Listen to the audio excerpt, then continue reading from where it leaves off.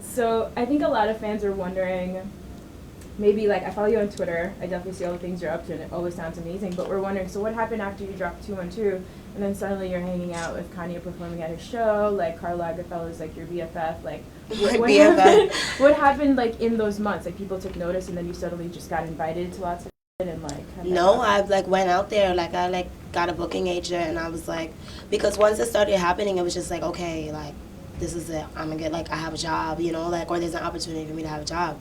Before then, I was like working at the Blue Note Jazz Club, like selling whistles and magnets, like right there on West 4th Street, like selling little T-shirts, and then like one day I went on the internet and like it was like, oh, like BBC Radio One, like Nick Grimshaw was like tweeting me, and I was like, really? Like, oh my God, like for real? I thought it wasn't gonna happen. And then like it just started happening and I just kept it going. Like I went out there, I did my shows and, you know, paid my dues, especially like in that respect. Like I did a lot of shows in the UK and like in Paris and I did Holland and, you know, just basically paid my dues. And then I did Japan and all that other stuff, you know, and yeah.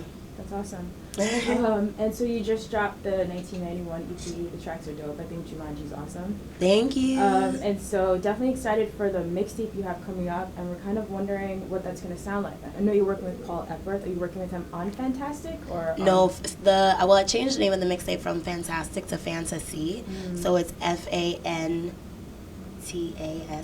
That's the Fantasy. I can't spell. Fantasy. So it's like, you know, fantasy, but like the sea. Yeah. But that's gonna be it, and it's gonna be like hip hop.